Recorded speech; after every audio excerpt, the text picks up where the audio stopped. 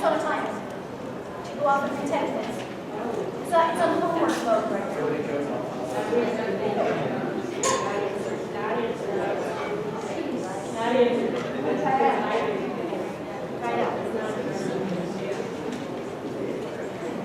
How you doing, Michael?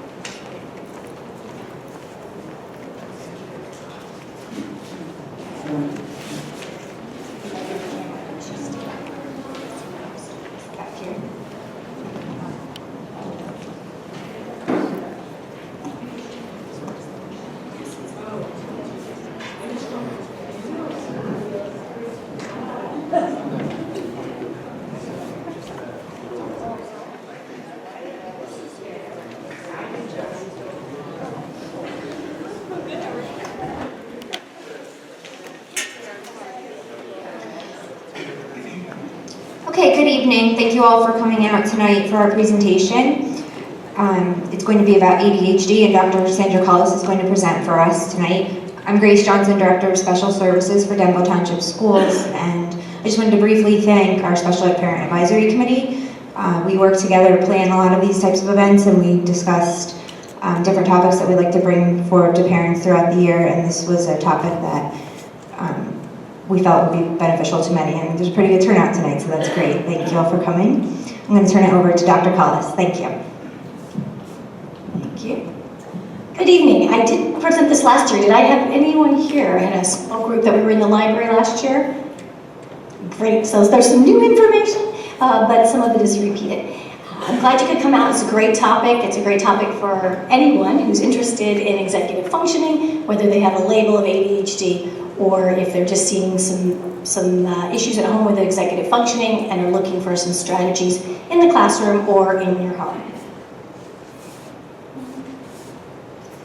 I'm going to start with a story from a counselor and someone who writes on ADHD topics. The parent of my 9-year-old client sat across from me with a scowl on her face. She had just come home from the eye doctor, who proclaimed that her child needed glasses. She didn't buy it. He could see if he tried harder, the parent said. I nodded, understanding. This parent was so exhausted trying to get her child to see. She tried everything, nagging, scolding, punishing. Instead, all her child did was defy her over and over by not seeing clearly. And unbelievably, her child had the nerve to get upset by the request, to fly into a rage, to lie about seeing, to say he had tried to see, he was intending to see, but instead played with his toys. My concern, the parent continued, is that if we get him glasses, we are sending him the message that it's okay not to try to see. It feels like an excuse, like we're enabling him. I mean, he has to learn to see someday, right? He can't go through life using his poor vision as an excuse not to see. I think we know where that was going, because I think no one would ever say, oh, if a student needed glasses, that we're not going to give them glasses to help them to see better.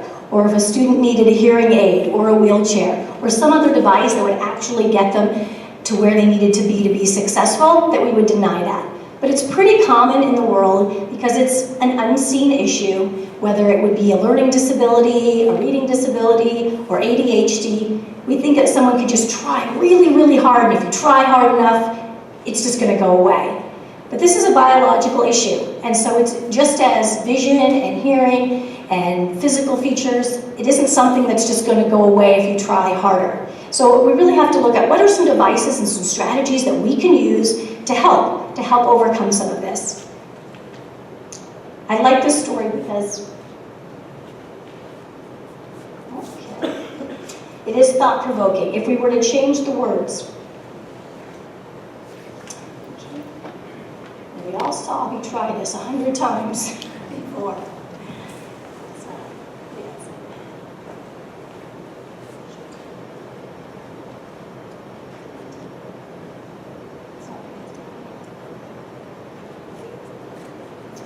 If we were to substitute the words with sight, we said is that if we give him extra time or medication, we're sending him the message that it's okay not to try to focus. It feels like an excuse, like we're enabling him. I mean, he has to learn to attend someday, right? He can't go through life using his ADHD as an excuse not to focus. Okay. Again, we would not use that. So we're going to try to think about this in the biological sense, and not from a pathological sense, meaning it's not a disease, but how can we look at it from the perspective that it's not going to be something that our students are going to be able to just try harder and overcome, but ways that we can provide some scaffolding for them, some assistance to get them where they need to be.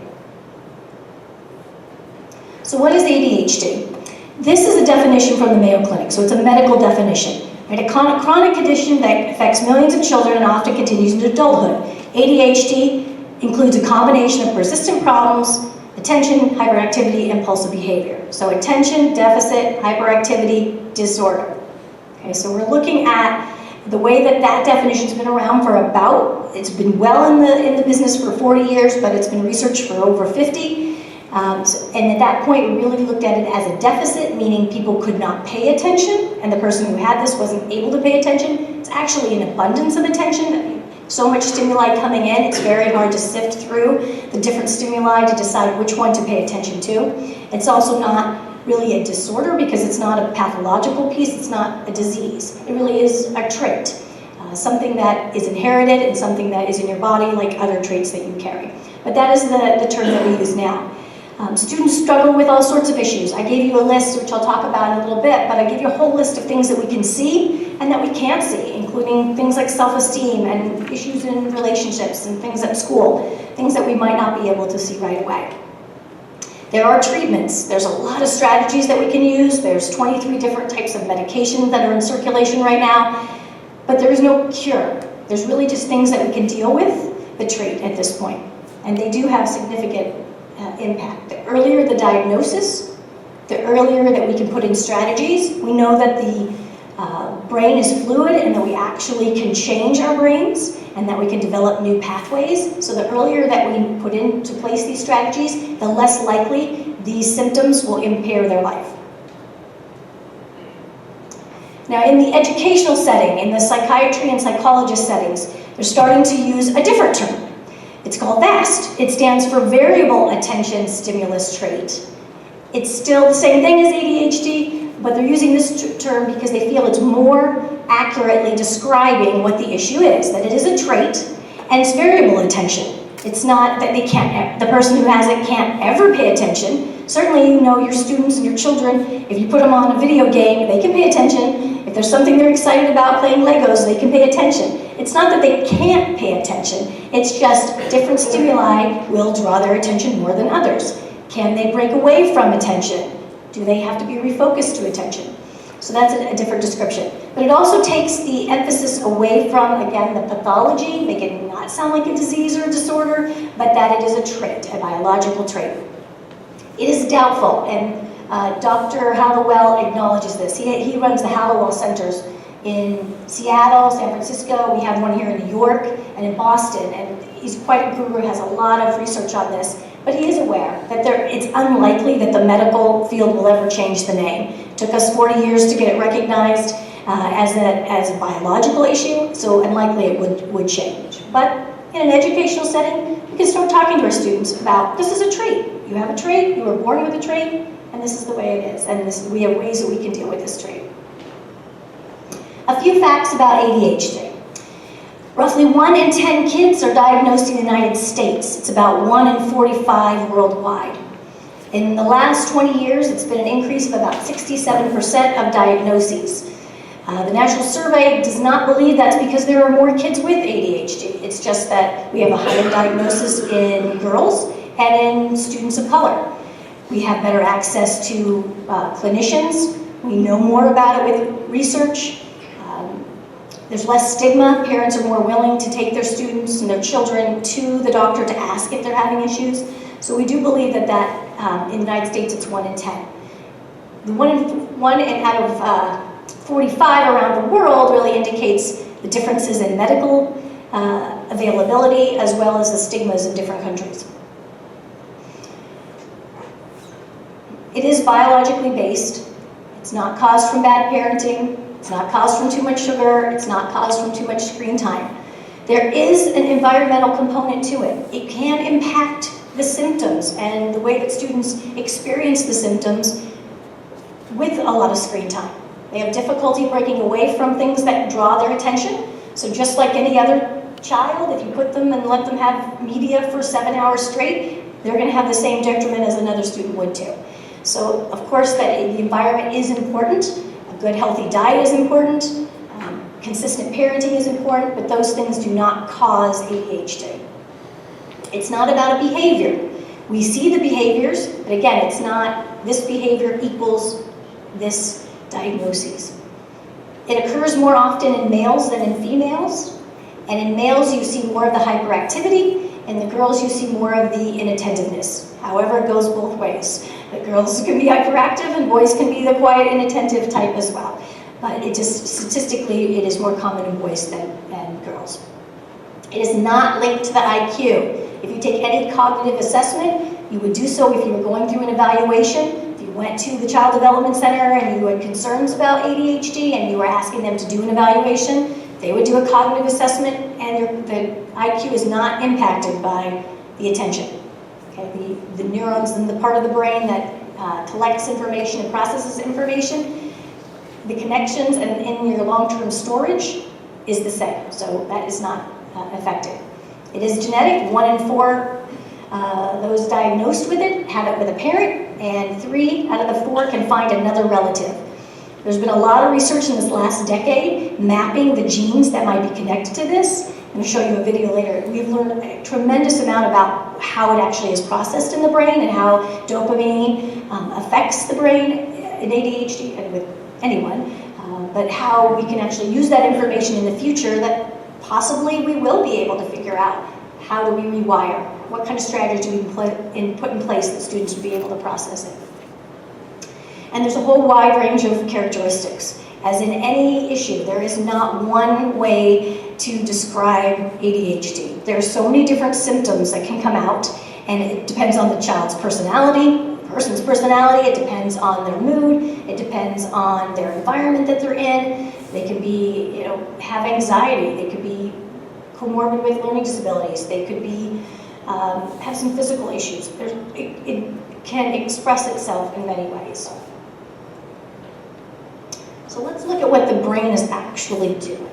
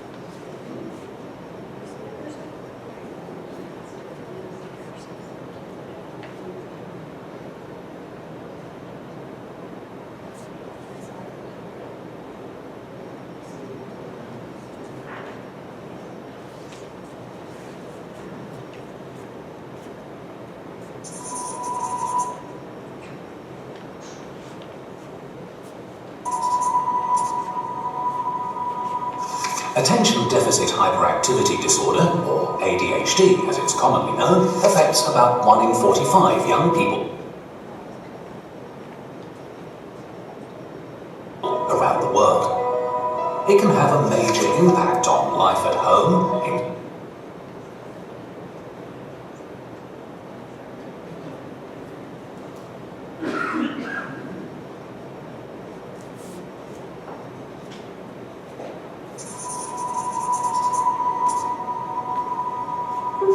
Attention Deficit Hyperactivity Disorder, or ADHD as it's commonly known, affects about 1 in 45 young people around the world. Attention Deficit Hyperactivity it can have a major impact on life at home, persists beyond child friends.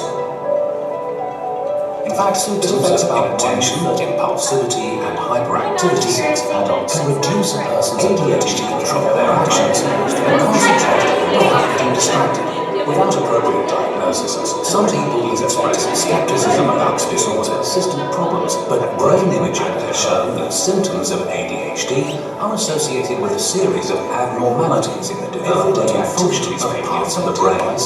Let's look first at the cortex, the brain's surface layer. In normal development, the cortex, which plays key roles in memory, attention, thought, and language, gradually increases in thickness before reaching a peak.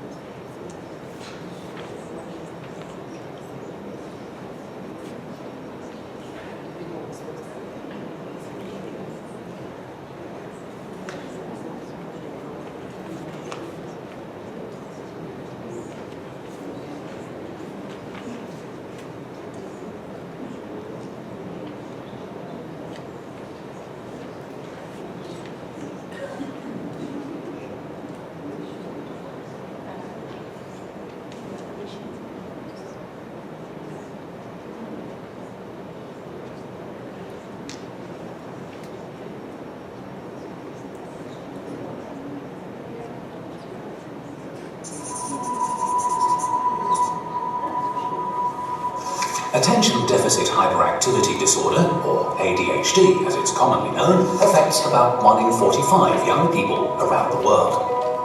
It can have a major impact on life at home, in school, and with friends. Symptoms of inattention, impulsivity, and hyperactivity can reduce a person's ability to control their actions and concentrate without getting distracted. Some people have expressed skepticism about the disorder, but brain imaging has shown that symptoms of ADHD are associated with a series of abnormalities in the development and function of parts of the brain. Let's look first at the cortex, the brain's surface layer. In normal development, the cortex, which plays key roles in memory, attention, thought, and language, gradually increases in thickness before reaching a peak during teenage years. Scans have shown that in children with ADHD, the cortex generally develops more slowly, particularly in frontal and temporal lobe regions, which are important for memory and controlling behavior. Typically, the frontal cortex, along with other major parts of the brain, are smaller in children with ADHD than in those without. These different parts of the brain do not operate in isolation, but interact extensively to form networks. controlling functions such as language, attention, and movement. The activity of different networks increases and decreases to allow different functions to take place. For example, while you're watching this video, activity in networks involved in processing information will have typically increased, while activity in networks involved in mind wandering will have typically decreased. In a person with ADHD, the activity of these networks is impaired, and connections within the networks are disrupted. And when we look more closely at the communication between these networks, there is also disruption in the release of the chemicals dopamine and noradrenaline, which are responsible for relaying messages between brain cells. Overall, when children with ADHD carry out particular tasks, some networks are not switched on enough, while others remain switched on too much. Research from around the world has shown widespread differences in the development and function of the brain in children with ADHD. While we can't yet use brain imaging to diagnose the disorder, the more we can learn about ADHD and the brain, the better we can understand the symptoms that children with ADHD experience in everyday life, and the more we'll be able to do to support them.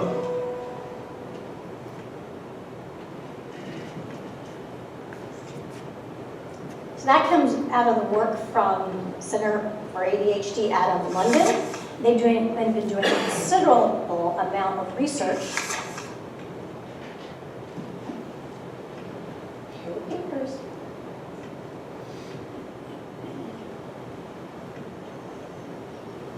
Now last year, I tried to draw this. So the person who was here last year remembers that it was maybe not my best drawing skills. So this year I have a picture to explain for you.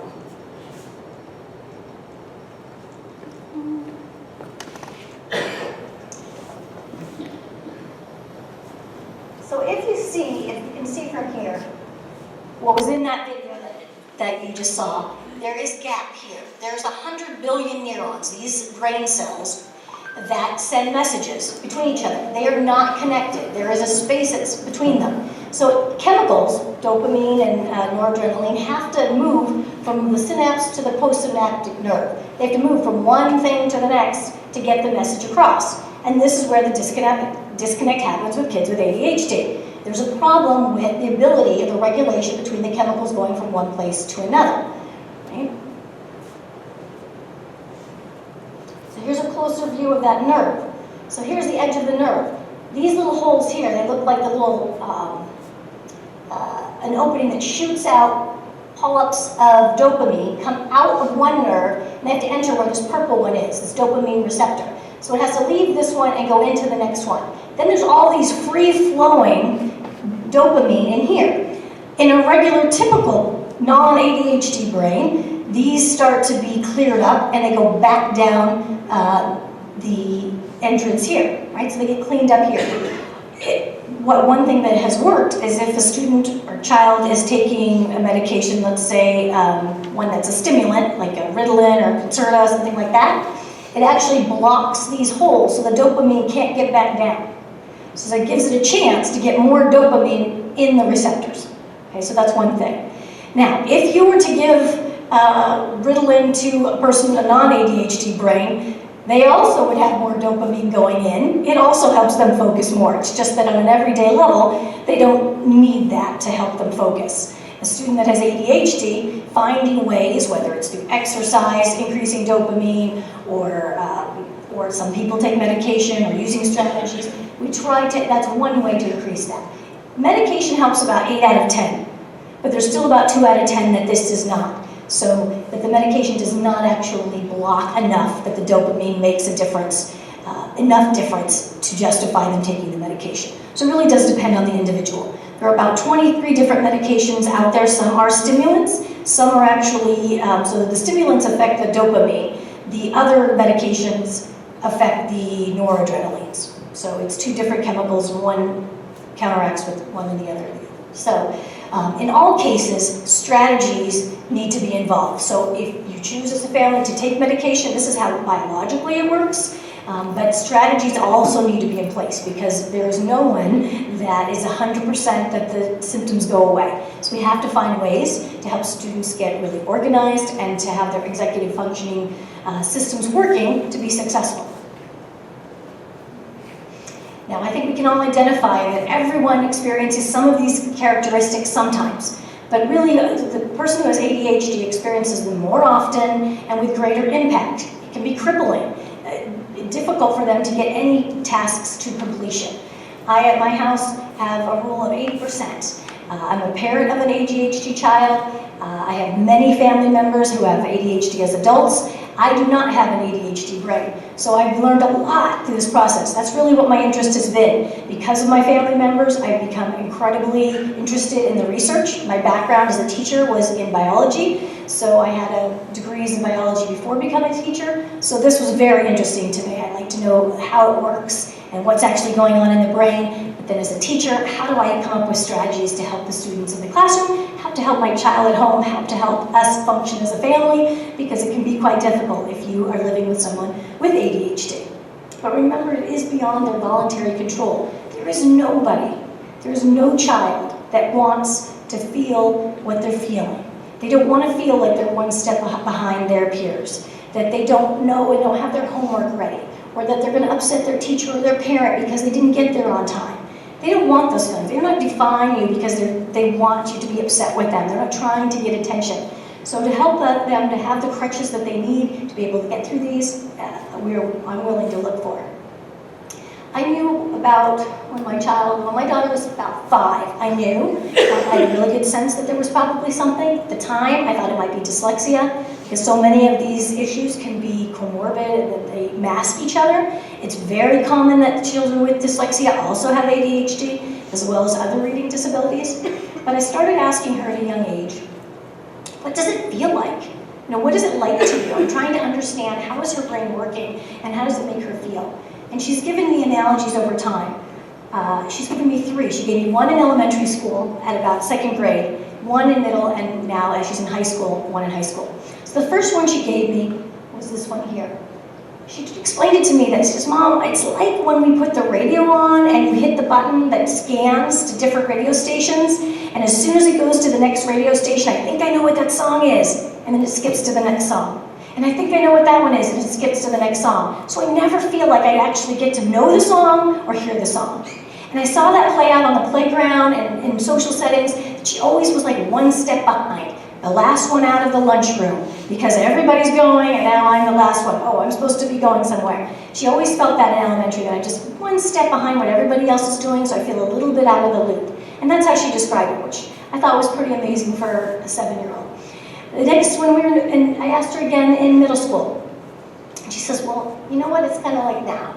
I feel like I have so much information. It's like being in the zoo and animals are out of the cages. And I'm kind of fearful because I'm walking down the zoo and all the animals are coming at me. So I'm trying to think of, okay, what does that mean? So in middle school, she's got kids in the hallway and teachers coming at her and all this stimuli coming with her. She said it's overwhelming.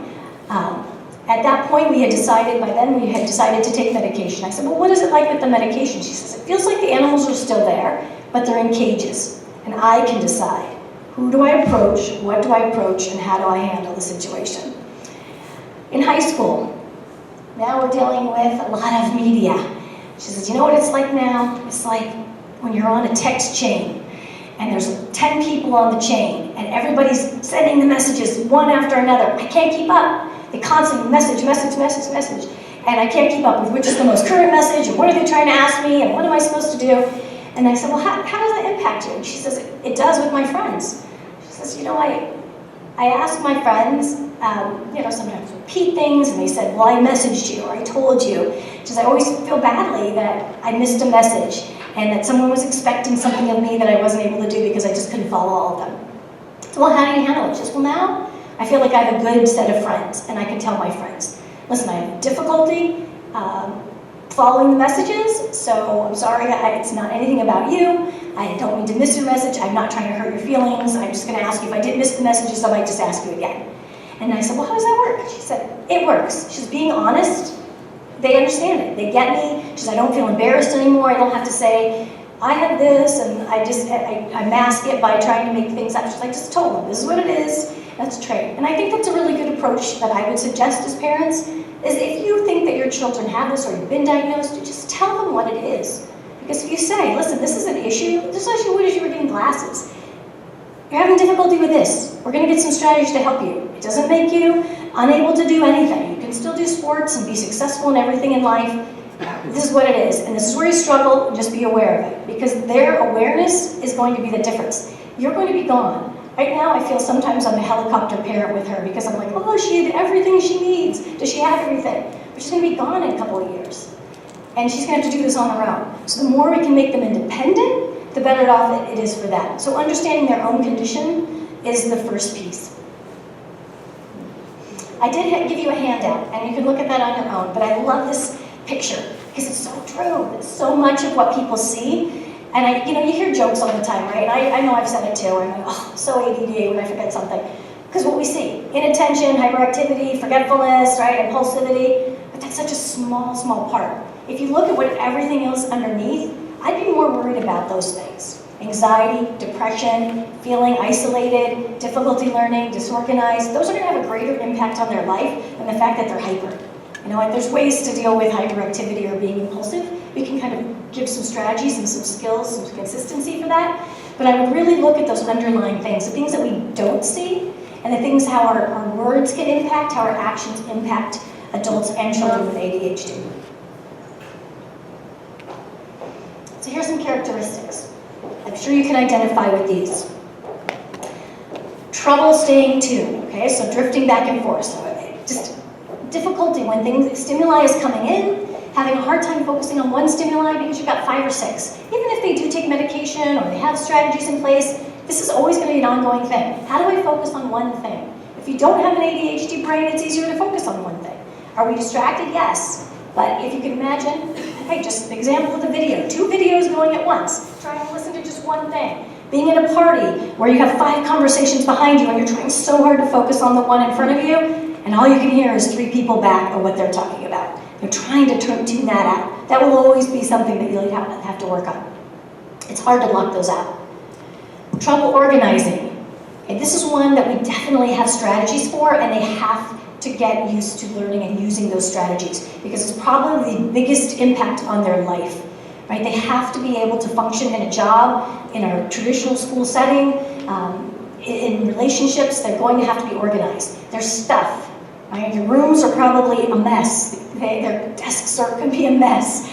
Organization is very challenging. At home, I would suggest finding some things that are really important. If the room is really messy, say, my priority is if there's a pathway to the door, that you can get out safely if there was a problem. From your bed to the door. I can't worry about all the clutter that's on the desk because it's overwhelming. But every single thing on there means something. There's an emotional connection to every marble, rock, sticky note, anything is on there that she has to keep. We just set whatever your priority is in your family. These are the 2 things you have to do. You have to make your bed and you have to have a pad, whatever it is for you. Time. There's a lot of devices, and I'll show you a few things, but they don't understand time the way that a non-ADHD brain works. Absolutely, a minute does not feel like a minute. If you said you had 30 minutes, cannot process what 30 minutes looks like. You have to find other ways in your house to manage time. Whether it's setting timers, whether it's setting things on your watch. I mean, there's so many things in our world that are reminders, but you're going to have to set those reminders, and they're going to have to get used to doing that for the rest of their life. Because time, if you know adults with ADHD, it's the #1 thing, the reason that they lose jobs is because of lack of coming to work on time, not organizing their time at work. Trouble organizing their papers. We can work with that at school, certainly, where they have ins and out boxes. We're pretty good at that, of getting kids to get the homework out of the binder. Again, it's that 80% rule. Somehow in their brain, they get through all the pieces of doing the homework and they get it in the backpack, and that last 20% of getting it out and getting it to the teacher just doesn't happen. So if we can just, as teachers, if we can take 5 seconds and say, do you have your homework? Instead of, you didn't do your homework? I mean, yes, I did my homework. They absolutely think they did. They're not lying to you. They totally think they did it. They thought they turned it in. It's in the bag. Right? Same thing with parents at home. You didn't bring home the picture envelope? Yes, I did. I brought it home. I have it. They're not lying. It's probably in the backpack. It just, that last bit, we just give them that extra push to get them over. The same thing with their organizing their thoughts, their writing and their planning. Right? They get lots and lots of stories in their mind, and getting that on paper is difficult. Procrastinating, that has to do with time, because they can't picture what 15 minutes looks like. We do a lot of timing at home. We try really hard to work on what does 5 minutes feel like? What does 10 minutes feel like? I'm going to show you this a little bit later too. But these timers are really great for visualizing, because it's not like a traditional timer where the one hand goes like this, because that doesn't make any connection with that. This type of timer, it's called a time timer, actually has a color connection, so they can actually see what 20 minutes looks like. So when they're doing homework and the color gets smaller, you can adjust the volume of the ringer, but they can actually start to learn what does 20 minutes feel like. That's not going to come naturally. In a non-ADHD brain, time actually comes pretty naturally. Even babies can start to sense time for things.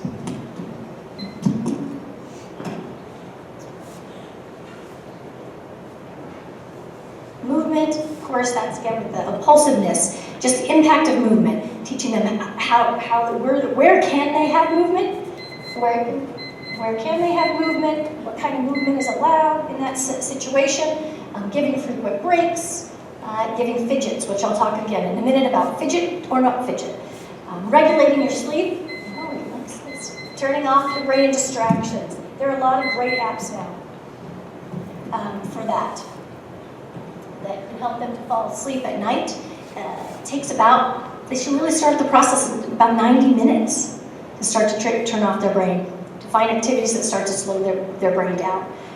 Emotions, easily frustrated by small things, sensitive, the desire to have it right now. But when you walk away from it 20 minutes, they won't remember. But in that moment, it felt like life or death. I need that right this moment. In the younger, that's when you see those temper tantrums, because they feel like I absolutely cannot live without it.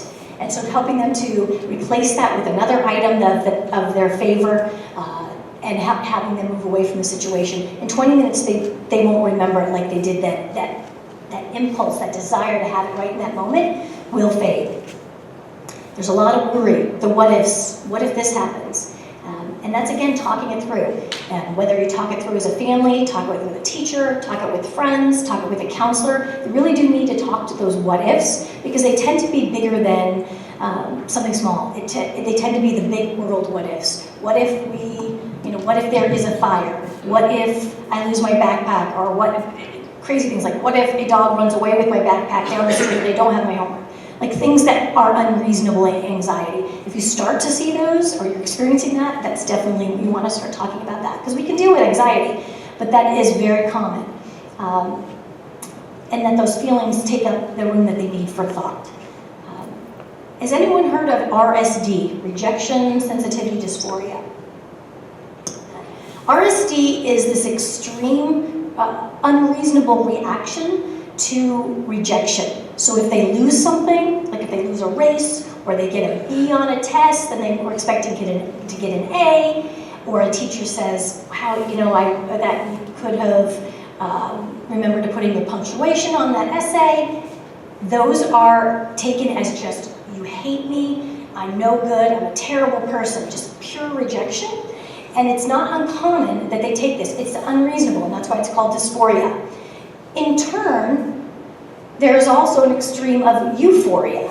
So those with ADHD that are experiencing the RSD, it's pretty common in adults with ADHD. Watch your children if they have it now as it grows, because you have to work it through them to say, is that my RSD talking, or is that really how that person thinks of me? But again, the opposite is the euphoria. So when they get compliments, they feel it 10 times greater than a person without ADHD. So the pure joy when someone says, wow, I really like the way you did that, it's like you gave them $1 million. It's totally different. And as teachers, I want you to remember that. One little criticism can have the difference, can be 10 times greater than a child who doesn't have this, who's experiencing RSD, but a compliment has 10 times greater. So the more that you foster those, wow, you're being really independent, they just really grow with joy. And then working memory is a big one, because all of that synapse, the dopamine moving, what is it affecting? It's affecting their working memory. It doesn't affect their long-term memory. They can probably remember things when they're 2 years old, when it goes in the long-term memory. But the short-term memory, if you ask for immediate recall, it may not be there. It's in there. It just has to cycle through to get out, because that working memory right there is a problem. So we do things like, I know I get questioned often about why we do fact fluency. And I have a child, and they're probably never going to get 100 on it, because it's a working memory. However, the more that you practice working memory, it just grows working memory. It just grows those parts of the brains. I would never, and as our school would never hold them responsible that you're not going to pass math, or you're not going to go to a higher level math because you didn't do your facts. But what we're doing is practicing that memory. It's just, you could do it with anything, match games, and any way that you can practice that instant memory, it just grows the brain. It may never be to the same as if you did not have ADHD, however, you can practice that. Your brain is flexible, you can grow these pieces. With teachers, I often just say, remember that especially if you have these students, tell them what your question's going to be. I'm going to come to you today. It's not cheating, it's not giving them a heads up, because guess what? It's going to take them 3 minutes to figure it out anyway. You give them the question, I'm going to come to you today, I'm going to ask you this question. Then you're going around, you're calling on kids, but remember, and then come back to that student. Give them that moment to think, because the thinking is what they need, right? Giving extra time is just like glasses. You're just giving them that little help that they need to get the answer out. Strengths. There's some incredible strengths. If you read some articles, you'll even see them referred to as superpowers. If you look at the top of the list of Forbes, the billionaires, majority of them have ADHD. Right? Really creative, innovative people. If you can imagine that you have 10 things coming at you at once, you have all these creative ideas, it's just trying to focus them and getting them out. However, there's a lot of creativity. I mean, artists and music and dancers, business and engineers, just a lot of creativity and innovation. Resiliency, you will find that kids with ADHD, maybe in that moment having a hard time getting over something, but in the future, they don't hold on to that. It's not like they were angry about something from 2 years ago and it's on the surface like sometimes we can do, or we're resentful and it's right there. It's not. They have the gift of forgetting it and really emotionally forgetting it. It's gone. They don't have to think about it again. It doesn't weigh them down. So it's a pretty great thing to have. Empathy, extreme empathy. If you look down the hallway and you have a kid who drops a paper, look and see who picks it up. Okay? The one who notices things, who empathizes with other kids. Extreme joy. I was talking about that euphoria. A holiday is like 10 times better than what I experience. Like every little magical thing is so much better, right? Because they have that, they're just experiencing it at a higher level. More likely to stay calm in a crisis. Because the first emotion for them is not fear, they actually can go through the process of thinking through something in a crisis better than someone who, our first emotion is fear. So it's very interesting that in a crisis, if someone's saying, oh, do CPR, get the AED, they're better to handle that situation. They're interesting to be around because they have so many interests and they don't stay at something very long. They know a lot. They know about Japanese swords and Legos and space things. They know a ton of things, and will tell you some very interesting facts about the world, and very fun at a party because they know a lot of cool stuff.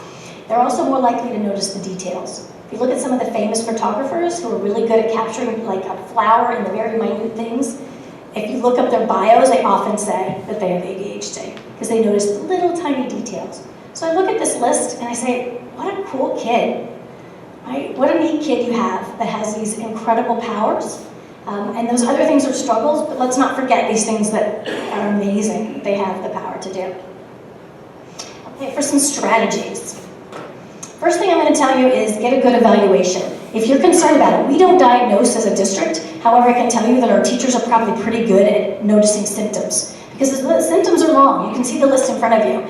If we start to see many of these symptoms and if you have questions, you can ask your teacher, do you see these? Your doctor's going to give you a survey for the teacher to fill out anyway that says, how often do you see those behaviors? And it's really about the frequency because like I said, everybody does this sometimes. How often does it happen and how does it impact the child? Does it impact them at home, social situations, at school settings? There's some good places here. We're pretty lucky where we live because you have in Morristown, you have the Child Development Center. It's hard to get in there, long lists to get in there, but they're fantastic because they look at really the whole child. We also have the ADHD Center in Cedar Knolls over by Walmart in New York, which is a drive, but not that far. We have one of the best in the world, and that's the Hallowell Centers that really will give you incredible information. They have diagnoses, they have doctors, they have therapists, social groups, groups for parents, groups for kids, lots and lots of things at those centers, and the resources are on that list. Find a team that believes in you and your child and will help you. If someone is being negative about it, move on. They're not worth it, okay? Because you know with your child, the strengths of your child, and if someone's not willing to see it, move on. You get a doctor who believes you because you know better than anyone what's going on, and there's plenty out there. Lists. Kids with ADHD, adults with ADHD, lists are going to be your best friend. I printed up, and I just went on Vistaprint. I print out these in the morning because I was finding it was just a fight every morning. And I set up at least 1,000 days because it was years of every single day saying the exact same order. And I was like, how can you not remember the order of getting ready when we said it thousands of times? I finally said, I'm not going to argue. I made the list. She gets the list off the fridge every single morning. We started out when she was in elementary school. She crosses them all off, and she gets them all done before the bus. I sign it. I went in, and she got 20. I took her to get her nails done or something. You know, some little reward we would do. We would spend time together. Now she does it. I've had to update it for some of the things she has to do now. But it was cheap. I put them on the board, on the fridge. She gets it. She deals with it. She's independent. She's going to have to make lists her whole life to remember to do things. But I don't have to argue with her about, did you brush your teeth? Because, boy, that conversation I bet you guys have had. Time. I showed you the time timer. That's a good one. There's a million apps you can use there. Who has my Revive? Who has it now? Okay, who wore it? Okay, so what was it like? It felt like someone was after me, literally. You feel a little vibration, It went off like 3 times. and it goes on. There's different modes. A Revive, can you hold that up? It's like a bracelet, kind of looks like a Fitbit. There's different bands, you can cool them up. There's some that also have smartwatch features, but or like Fitbit features where you can track your steps and stuff too, but it will go off. But if you had a certain watch, watches do that too. You can set timers for every 10 minutes. We use it for homework. My daughter doesn't like to use it at school because if she forgets, she puts it on her Chromebook and it vibrates on that and she thinks everybody's looking at her. But we use it at home because again, I'm trying to get away from this. I want a good relationship with my child. I want to enjoy her. I don't want her to see me as the person who's always putting my thumb on her, that you have to do this. I want her to be able to be independent about that. So that just reminds her, if she's having a hard time, just long assignments, she can put it on every 10 minutes, it goes off, and then she can say, am I where I need to be? And that's it. And then that's it. Move on for that. Teachers, I like to tell you, and parents, if your child is wearing that, just tell your teacher so they don't think that there is a cell phone going off in the room, especially in the middle school. Because then if they hear a little tiny buzz, if it's really quiet, the kids will just think it's a cell phone. But that way the teacher knows and doesn't say, who's got a cell phone, or embarrass the child. We try everything not to embarrass them. Fidget items, I've got a lot of them. Okay, this one. So if you have these at home,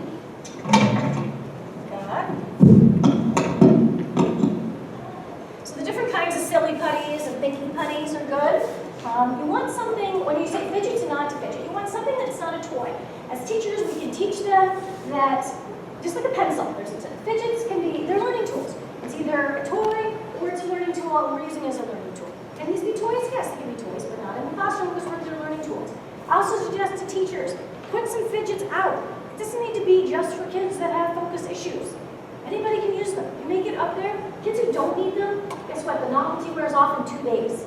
But then the kids who need them, it doesn't matter. You can go over and get it when you need it, and it's no big deal. Put them in a certain area. You need it, you go get it. You know what the guidelines are for learning tools in my classroom, and they're just like silly putty things. Those are some.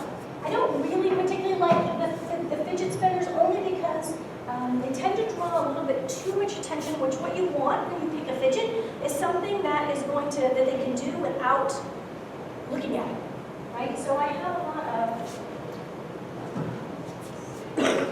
use a lot of squishy balls.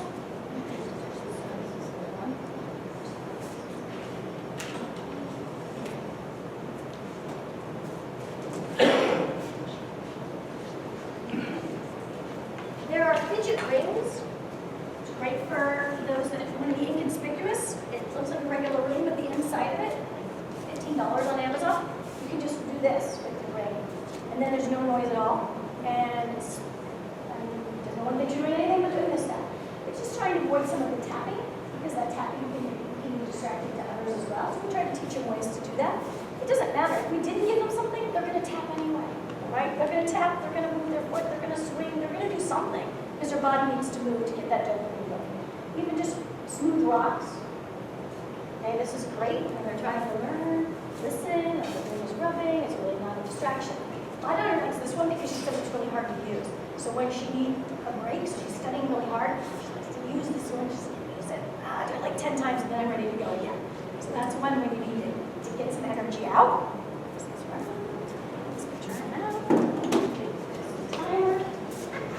Another awesome one is colorful sticky notes that feel like your best friend. You put sticky notes everywhere, have them use sticky notes. They'll remember. You have to get them to remember things. Thinking funny, but they're worth the investment. Let's see. They make all sorts of them though. They make these little sacks that are, we have them in a lot of our classrooms. They're little sacks and they have marbles in them.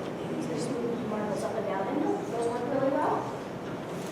So anything when you're saying fidgets at home, if you're thinking buying them, anything that they can do that they're just moving their hand, that they don't have to look at. The spinner, the reason I don't, the spinner is great to get your mind, like if you're saying take a break and go spin because it does totally take your mind off it, that's a great break tool, but it's not great for wireless, because that one can draw your attention too much.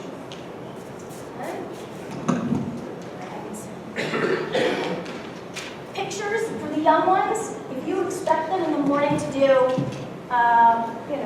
put their shoes on, brush their teeth, whatever, and they can't read yet, you can make pictures. Pictures are great too. If they have to go and cross off the pictures, a lot of things you can do with that. Oh, another one that I use is mirrors. Not a lot of people use this because I don't think people really know too much about it. If they do homework in front of a mirror, and they know what the behaviors are for what a good studier looks like, a good worker looks like, and you have a mirror there, every time they see themselves, it reminds them, am I doing those things? Okay, I know in the classrooms we often have a picture of what a good listener on the rug looks like, and their feet, their legs are folded, their hands are together. So the teacher just says, are we in listening position? But then they can see the picture, because then they can go, oh, I know what that means. Right? Words are really challenging. If you think about how many words, you got to process all those words. If the teacher keeps talking, you can't process the words that she just said before. So sometimes pictures can be 1,000 words. And there's no resources. So now I will answer some questions. I just threw a ton of information at you. So hopefully that has been helpful, and I'm open to answering some questions. Yes?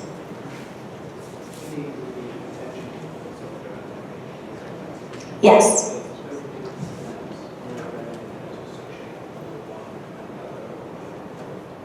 It's both the same.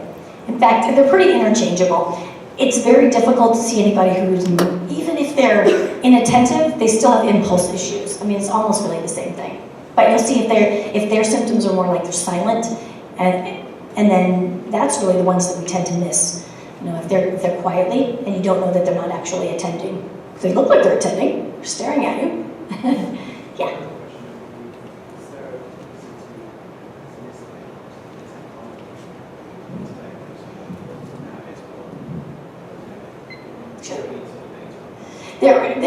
The misdiagnosis. I don't know if there's a lot of data on that, but I would guess that that's true, because if you're going to your pediatrician, who may or may not be an expert in it, it depends. That's why I say you might have to look around to see if you feel confident with their diagnosis. I would say if you are coming in with a lot of, like you have concerns and you already see a lot of these symptoms, then you're probably right. But this, like let's say someone who has one symptom, and the doctor gives them a medication for that. It will increase their dopamine the same and will make them be more focused, yes. But do they have ADHD? Maybe not. If they only have that one symptom, but they're organized, they can organize and, they're fine in social, they're interacting socially, not having difficulty there, but really they're only having difficulty sitting in class listening, it's probably not that. So that can be. Mm-hmm. Sure.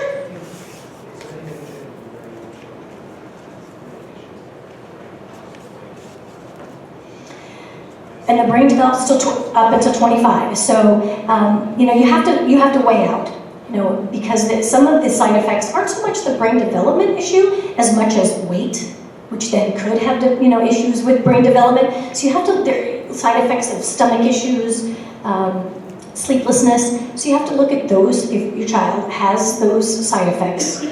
And then you have to weigh that out with the medication. Like I said, there's about 23, so if they're having side effects, I would not continue taking that, and I would either try something else or try strategies first. I don't think any doctor would put them on before 6 or 7. Would probably be. I don't think anybody would probably be recommending that in the clinical setting. But then you have to weigh out what is the impact, loss of learning time versus the side effects. And if you're not having side effects with sleeplessness and food, then you have to weigh with that.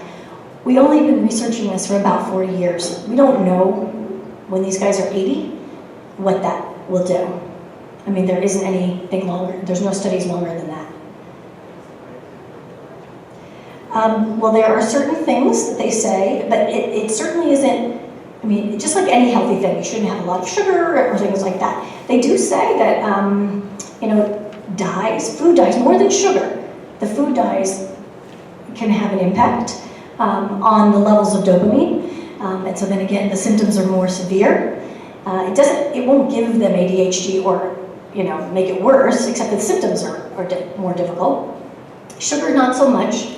I think sugar itself just makes you energy because it's that quick energy. If any kid, you can give a placebo. You told them they had sugar, they run around crazy thinking that they got sugar. But for the most part, a healthy diet. There are lots of natural things that claim. I mean, some people do see some success with gluten-free products.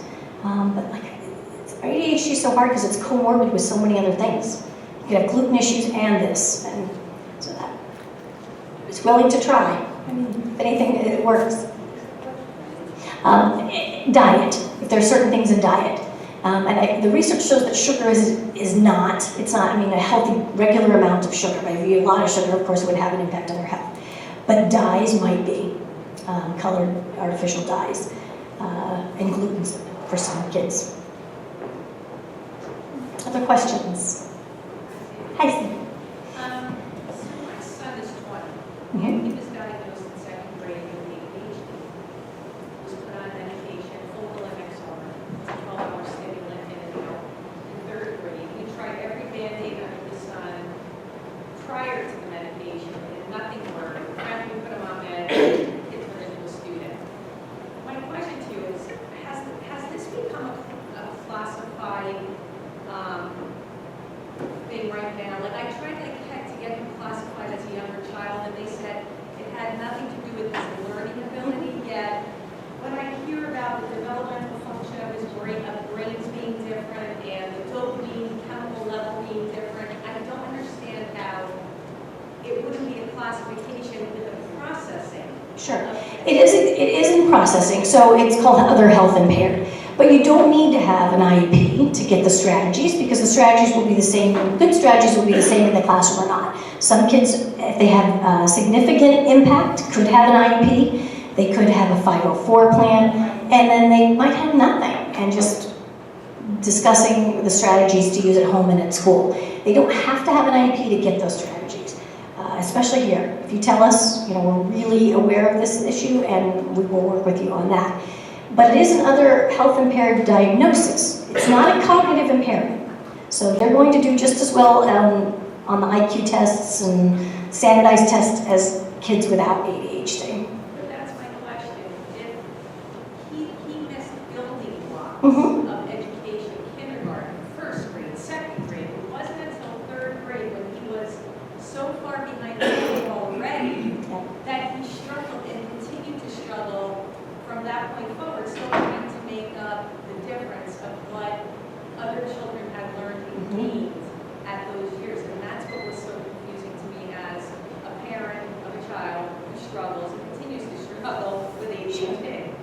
So, The earlier you can get a diagnosis, or at least talking with the school or that environment, the better. Because exactly what happens, that's what happens, is And then there's the question, is there a learning issue or reading disability? And many times it's not. What happens is that the teacher is talking here, a key skill that they're supposed to be developing, and this child missed it. Now they moved on to the next building block, and they didn't have this piece. And so what you get is a splintered profile is what it's called, where kids can do amazing things in some areas, and then they can't do something else, and you're like, what's going on with this kid? How come they can do this at this, 5 grade levels above, and they can't do this other skill? Because they didn't hear it, they missed it.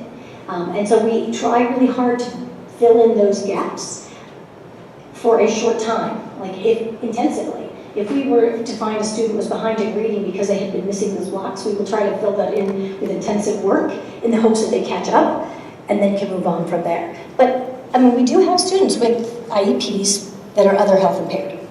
So I'm sorry that your situation was different, but I know that we do acknowledge that. Yes? Is there research like they do better in structured environments versus unstructured? Students who go to school, not go to home, vice versa? I think it probably varies, but I can say from my own experience that consistency is very comforting. Knowing what's to be expected, there's the military is a great environment. Unfortunately, the military does not let students they can have ADHD, but they can't take medication for it in the military, which I'm really hoping, because my daughter would love that. She's really excited about going in. I don't have the heart, that she might not be able to do that. Because I think that structure, knowing exactly what's expected and being able to live up to that and feeling proud of that, meeting those goals, and they're small goals, is perfect for that personality. And the same with structure at home. I think that they like that. I think it's very comforting.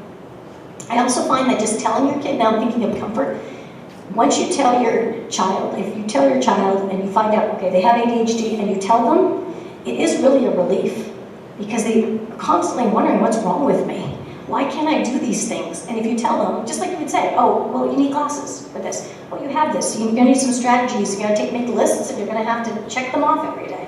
Oh, it's a lot easier to accept than there's something actually wrong with you as a person. Like, I'm not a good person. But if sometimes we are afraid of the stigma, so we hide it from them. We don't want to tell them because we don't want them to use it as an excuse. Kids are not really looking for that. Maybe as adults we would, but as kids, they're just not. They really do want to please us. They want to do well. Yes? Can I just touch on that? Yes. So my son has autism, sensory processing, ADHD. He's been for 4 years. For 3 of those years, he had 3 different needs and developed severe anxiety. And you just said about consistency is really comforting. And so I would just encourage, this is the first year he has 1 aid. So I fought really hard for that for a lot of years. And I would just say that within the district, it would be great if they knew the impact of having 3 different aids and what that might do to that child who has ADHD and needs the consistency and the different expectations. And that would be really beneficial for maybe some other kids. I know my son currently has You're seeing that success at home with this now. tremendous Great. difference in his personality, interaction with other children, his sibling, all the way across the board was a huge improvement. He gets his test verbally instead of written, which is a huge difference in grades. He gets 100s, written 70s, so just something to think about in the future. I think that's fantastic. Thank you. And I'm glad that's really working for you. How I'm many keep that in aids mind. they give to one child, that makes a huge difference in my opinion. That would just be Thank you for sharing that. I appreciate that. Yes? Did you just restate what she was saying did work? She was talking about the consistency of we were talking about consistency and structure for children. And she said she's experiencing, in the past she's had multiple aids and it wasn't as successful. And now that one aid all day, she's seeing a lot of success with her child. That's great. Yes. I just want to share that my daughter has been in therapy since she was like 5 and a half. And it's been, even though she still has plenty of issues. Thank you so much. My daughter had to leave a Montessori setting for a traditional setting. And at the time that we made the change, I was really worried that she would feel like she was a bad kid or she was getting kicked out of kindergarten. So we sort of transitioned her at the same time we made the move to play therapy. And it was a really good decision. She loves her play therapist. She goes to someone right in Parsippany. And my older kids were in therapy there, and I actually asked them if kids who were 5 went for therapy, because it seems a little crazy, but it has been very good for her in terms of not, you know, you were saying that kids are resilient, but it's been very good for her to sort of talk through things that are going on, process them, and move on and not internalize them. So she still has work to do, but it's very good for her to have someone other than her father and I to talk to about those things. So she goes once a week. Thank you for sharing that. Any other questions? If you want, you can leave. I'll put this on the tape and the presentation. I'll put on the website. Under presentations is our curriculum instruction. If you left an email address next to your name, I'll just send it to you directly. And if you have any questions about it, like I said, my experience is coming from as being a principal and a teacher, and now the assistant superintendent, and as a parent. So I'm not a psychologist, but I've just done a ton of research because I'm just interested. And so find people that are like-minded to discuss it with, and my favorite website is Attitudes. And if you have not gone to that site, it's ADD Attitudes, spelling it out. But every week they have different experts that are psychiatrists, psychologists, neurologists, everyone. Every week they have a different one for an hour, and you can learn so much about medications and non-medications and herbal methods and also strategies. There's so many cool things there. So thank you guys for coming out. I'll be up here if you have any more.